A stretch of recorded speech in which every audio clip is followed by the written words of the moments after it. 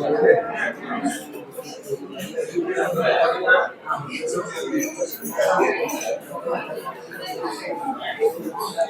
જોઈએ આપણે તો આ શોર્ટકટ કઈ રીતે વર્ક કરે થોડો સમજાવવાનો પ્રયત્ન કર્યો. ચલો તો આવો એક દાખલો બનાવશો. એક્ઝામમાં કેમાં દાખલાને અઘરો કરશે એની પહેલા આપણે ઈઝી શીખીને પછી અઘરો શીખી. ચલો સમજવા માટે પાછું કહું. Useful life 12 years. કેટલી છે લાઈફ? 12 years. હિસ્ટોરિકલ કોસ્ટ તમને આપી છે રૂપિયા 5 લાખ. સ્ક્રેપ વેલ્યુ આપી છે રૂપિયા 30,000. ફાઇન્ડ આઉટ, જો ઈઝી દાખલો એકદમ પહેલા ઈઝી રાખો, આવું લખે તો આવડી જાય. ફાઇન્ડ આઉટ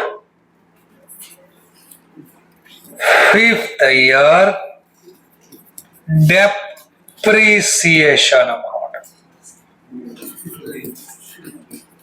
પેલા આટલું જ ઈઝી, પેલા આટલું ખાલી આવું પૂછ્યું.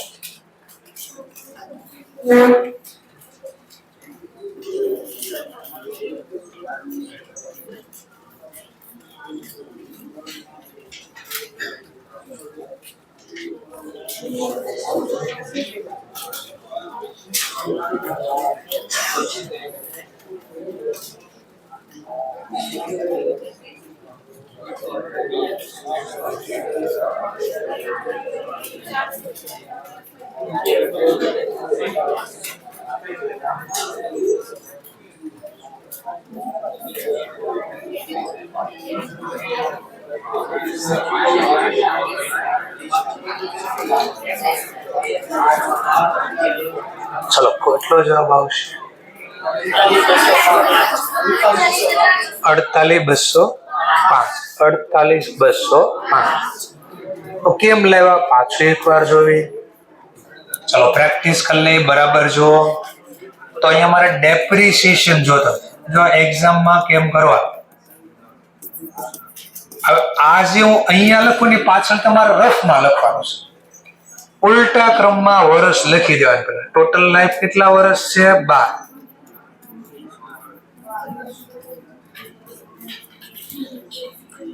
ક્લિયર? આ રફમાં પેજમાં પાછળ લખી દેવાનું. કયા વર્ષનો ડેપ જોતો છે? 5. તો આમ જો આમ ગણવાનું 1 2, આનો મતલબ એટલા વર્ષ વયા ગયા. 3 4 5. તો જે વર્ષનો ડેપ જોતો ને સર્કલ બનાવી દો અને આ રફ માંથી પછી આગળ લઈ આવવાનું. હવે આપણે વાપરશું 8 છે. સમ ઓફ ડિજિટ કેમ મળશે? તો ઓલું સૂત્ર લખી બતાડી દેવાનું. યુઝફુલ લાઈફ 12 ગુણ્યા 3 ભાગ્યા 2. બોલો કેટલા? 78. ડેપ્રિસિએબલ અમાઉન્ટ તો આપણે દાખલા બતાડી પડે, આપી નથી. 5 લાખ માઇનસ 30,000, 4,70,000. બોલો કેટલા આવ્યા? 48,205. સમજાઈ ગયું? ચાલો આની બદલે કદાચ એમ તમને કે 8th year 8મા વર્ષનો ઘસારો, 8મા વર્ષનો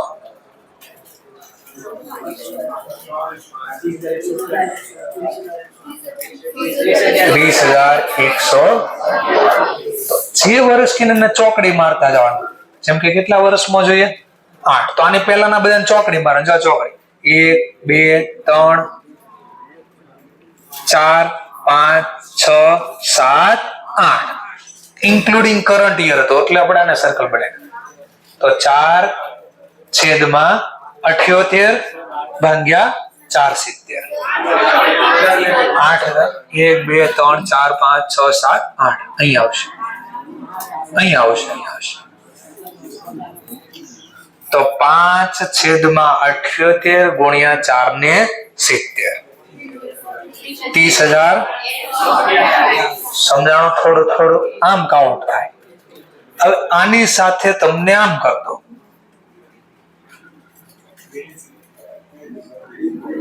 find out end of 7th year book value. book value પૂછે આપણે તો book value નું તમને સૂત્ર આવડવું જોઈએ. એ આવડે તો આ સોલ્વ થાય, અધરવાઇઝ ના સોલ્વ થાય.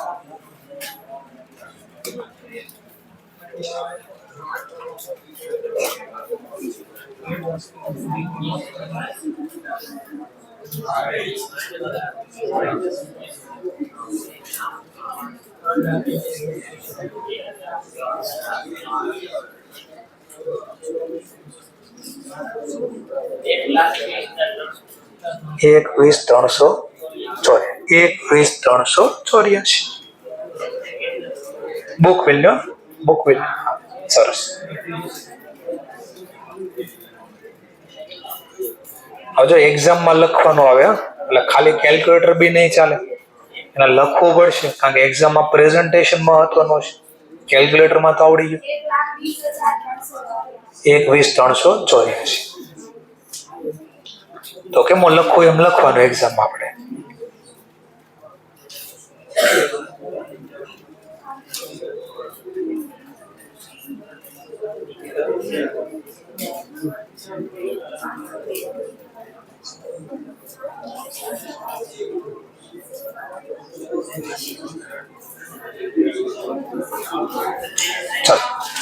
પાછું સૂત્ર પહેલા લખ. બુક વેલ્યુ નું સૂત્ર શું છે આપણું તો એ લખવાનું. ક્યારની બુક વેલ્યુ જોતી છે? End of 7th year.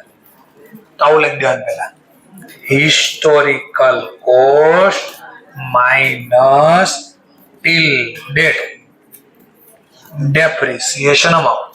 ચલો હિસ્ટોરિકલ કોસ્ટ તો 5 લાખ આપી છે, ટિલ ડેટ ડેપ્રિસિએશન તો એના માટે ઓલું કોષ્ટક જ કામ કરશે. મને એટલી તો ખબર છે છેદમાં કેટલા આવશે, બોલો છેદમાં કેટલા આવશે? 8. મલ્ટીપ્લાયમાં કેટલા આવશે એ ખબર છે 4,70,000. પણ અહીંયા કેટલા લખો એના માટે આપણે એક્ઝામમાં રફ યુઝ કરવાનું. ઉલટા ક્રમમાં વર્ષ લખી દેવાનું. 12, 11, 10, 9, 8, 7, 6, 5, 4, 3, 2. કયા વર્ષની બુક વેલ્યુ જોતી? એનો મતલબ 7 વર્ષનો ઘસારો ગણ નાખ્યો હોય આપણે તો જો પ્લસ ખરાનું ટીક કરવાનું, એનો મતલબ આ ગણવાના છે.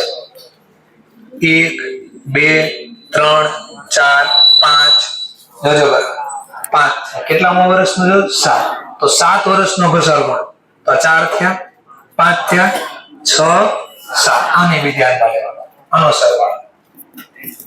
અને આ રફમાં કરી દીધું, જે જવાબ આવી મૂકી દેવાનો. ગુણાકાર કરી દો, ચોકડી ગુણાકાર 3,79,000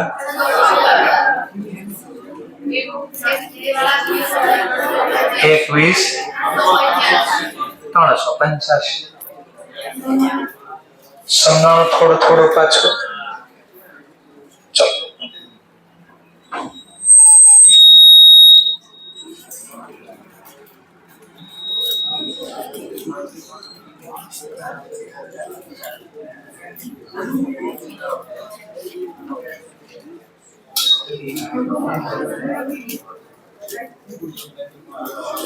રકમ બદલી, થોડી ઉપર ધ્યાનથી વાંચજો પેલા.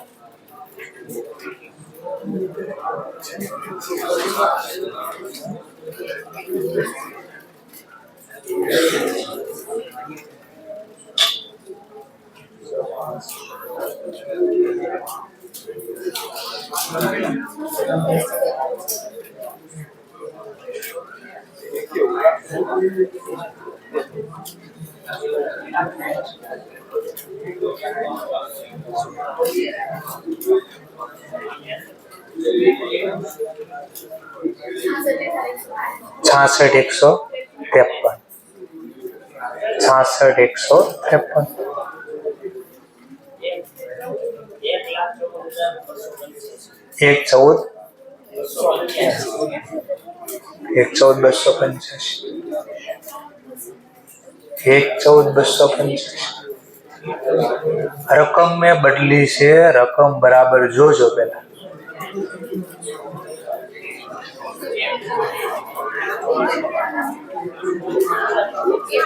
જેને 53,000 જવાબ આવે છે એ બરાબર રકમ જોજો પેલા.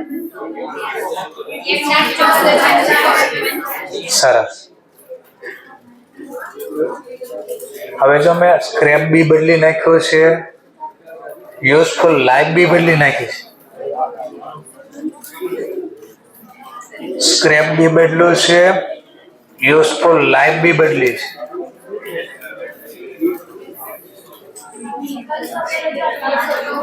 $75,714 1,14,250.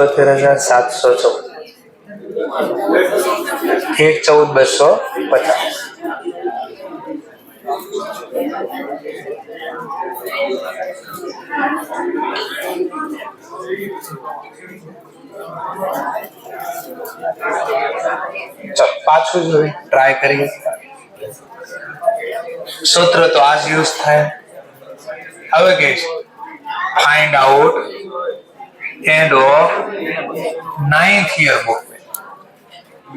હિસ્ટોરિકલ કોસ્ટ તો સેમ ટુ સેમ છે. આ બધું આપણું ચેન્જ થશે.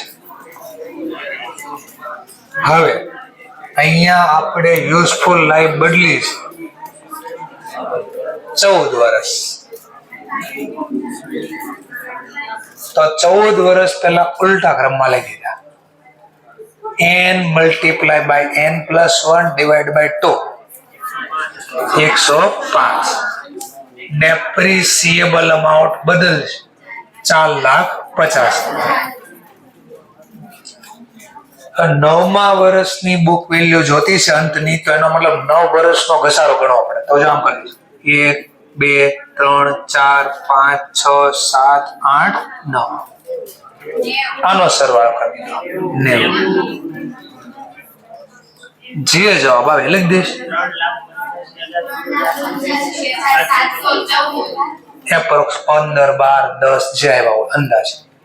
બે વચ્ચેનો ગેપ 85 અથવા 86. ટૂંકમાં હવે આને યાદ રાખો.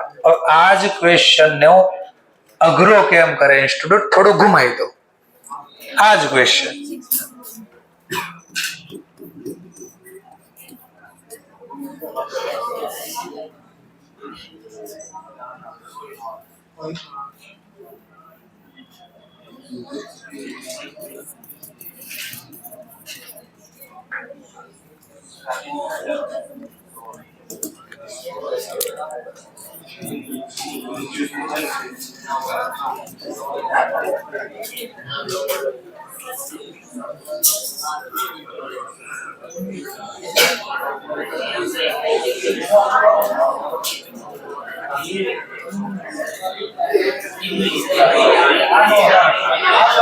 એનો એ જ થાય. સરસ, ચાલો એનો એ જ થાય, કોઈ પ્રોબ્લેમ નથી. એનો એ જ ક્વેશ્ચન છે, કોઈ ચેન્જ નથી. હવે આ ઈઝી હતું, અઘરું કરી દો આને. ડેટ નાખી હવે અઘરું થશે.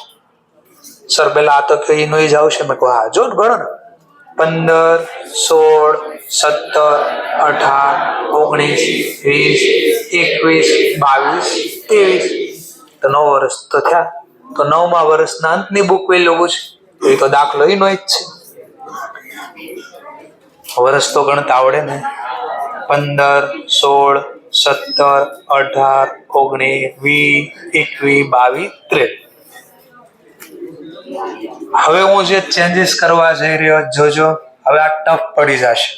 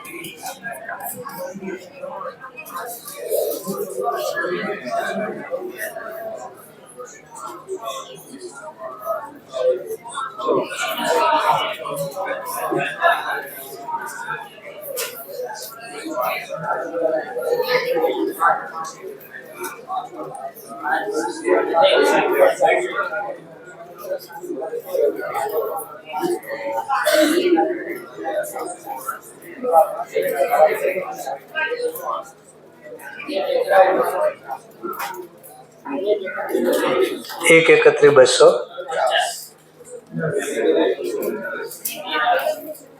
એક 33, એકત્રી, એકત્રી 200,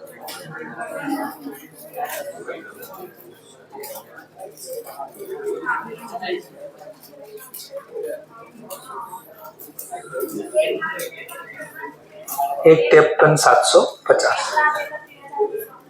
એક એકત્રી 250,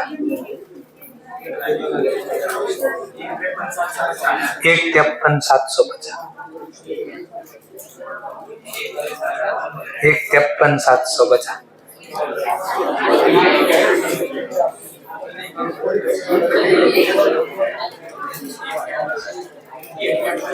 એક 53 750,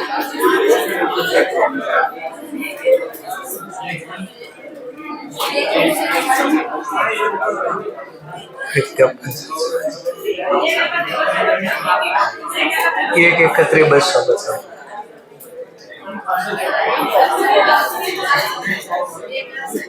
એક 68 750, એક 68 700,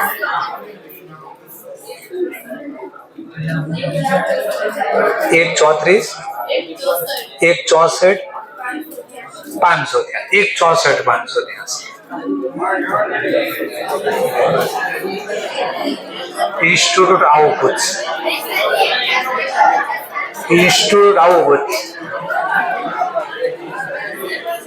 આમાં બી ગભરાને કા નહીં, જે છે આ જ છે, બરાબર છે,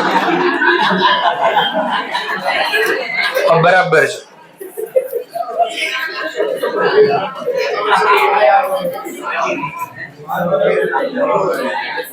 હવે